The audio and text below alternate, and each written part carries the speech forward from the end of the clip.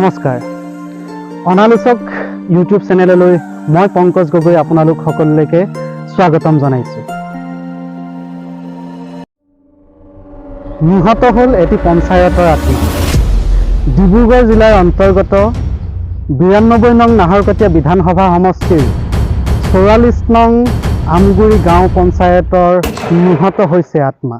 আমি আজি উপস্থিত আছো আমগুৰি গাঁও পঞ্চায়তৰ কাৰ্যালয়ত। তাৰিখ 17 এপ্ৰিল 2025 যিদিনাখন নিশা এই পঞ্চায়তৰ কাৰ্যালয়তে এটি চুৰিকাণ্ড সংঘটিত হৈছে।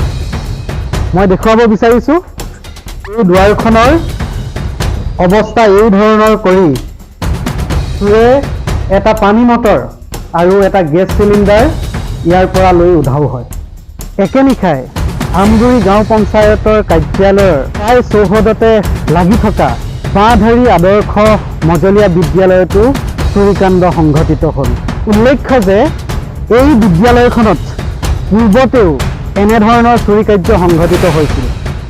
তথাপি আজি পৰ্যন্ত বিদ্যালয়খনত সুৰক্ষাৰ ব্যৱস্থা নাই, কোনো ধৰণৰ জাগ্ৰতা। 17 এপ্ৰিলৰ নিশা এই ঘটনা সংঘটিত হৈ গ'ল ঠিকেই, কিন্তু এই ঘটনাৰ আলোচনা আজিলৈকে ক'তো নহ'ল। পঞ্চায়তৰ বিভাগীয় কৰ্তৃপক্ষই চাচনি আৰক্ষী চকীত এখন এজাহাৰ দাখিল কৰিলে, কিন্তু সেই এজাহাৰ মাত্ৰ কাগজৰ ভিতৰতে সীমাবদ্ধ হৈ ৰ'ল। কিয়নো পঞ্চায়তৰ দায়িত্বত থকা বিভাগীয় কৰ্তৃপক্ষই না ৰাইজৰ আগলৈ আহি ৰাইজক নিজৰ স্পষ্ট ভূমিকাৰ কথা অৱগত কৰিলে, না স্পষ্টকৈ এই ঘটনাৰ সম্পূৰ্ণ বিৱৰণ ৰাইজৰ আগত প্ৰকাশ কৰিলে। আচলতে এই ঘটনাটোৰ পৰা প্ৰশ্ন উত্থাপন হ'ব লাগিছিল, পঞ্চায়তৰ সুৰক্ষা কোনে নিৰীক্ষণ কৰে? প্ৰশ্ন উঠিব লাগিছিল, বিদ্যালয়ৰ সম্পত্তি ৰক্ষা কৰাৰ দায়িত্ব কাৰ? আৰু জনতাৰ সম্পত্তি যদি এনেদৰে চুৰি হয় তেতিয়াহ'লে তাৰ বাবে দায়বদ্ধতা কাৰ? এই যে চুৰি হ'ল, এয়া কেৱল এটা গেছ চিলিণ্ডাৰ অথবা এটা পানী মটৰৰ কথা নহয়, বা এখন বিদ্যালয়ৰ কেইপদমান সামগ্ৰীৰ কথা নহয়।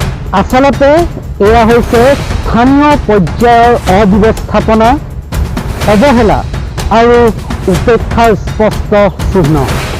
এই চুৰি সাধাৰণ চুৰি নহয়, এই চুৰি হৈছে জনগণৰ বিশ্বাস, জনগণৰ সম্পত্তি আৰু সচেতনতাৰ ওপৰত এক প্ৰচণ্ড মাধমাৰ। আশ্চৰ্যজনক বুলিয়েই কওক বা দুৰ্ভাগ্যজনক বুলিয়েই কওক, এই ঘটনাটো কিন্তু কোনো এখন বাতৰি কাকত অথবা কোনো সংবাদকৰ্মী আচলতে দৃষ্টিগোচৰেই নহ'ল। আগন্তুক পঞ্চায়ত নিৰ্বাচন আৰু এই পঞ্চায়ত নিৰ্বাচনৰ সময়তেই শাসক পক্ষৰ বিভিন্ন নেতা পালি নেতা লগতে বিৰোধী পক্ষৰো বহুতো নেতা পালি নেতা আহি এই পঞ্চায়তৰ বাবেই প্ৰতিদ্বন্দ্বিতা আগবঢ়াই নিৰ্বাচনী বৈতৰণিত উত্তীৰ্ণ হ'ব খুজিছে। প্ৰচাৰ চলিছে, সকলোৰে মুখত বিকাশৰ কথা, সকলোৰে মুখত সুশাসনৰ কথা, সকলোৰে মুখত কেৱল উন্নয়নৰ কথা। কিন্তু ৰাইজৰ এই দুটা প্ৰতিষ্ঠানত যে আজি চুৰিকাণ্ড সংঘটিত হ'ল, এই প্ৰশ্ন এই নিৰ্বাচনী প্ৰচাৰ সভাৰ কোনো এজন নেতা পালি নেতাই কিয় উত্থাপন নকৰিলে?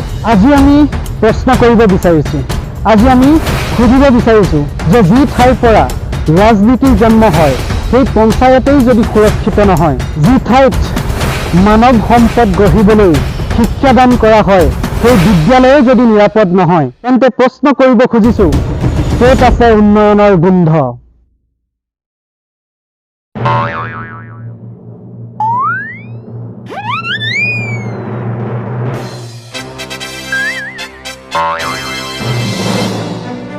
য'ত আলোচনা নাই তাতেই আছে অনালোচক, য'ত বাতৰি নাই তাতেই আছে অনালোচক। সন্মানীয় ৰাইজ, এনেধৰণৰ কথা বতৰাসমূহ আগলৈকে পাই থাকিবলৈ চেনেলটো ছাবস্ক্ৰাইব কৰি দিব। ধন্যবাদ।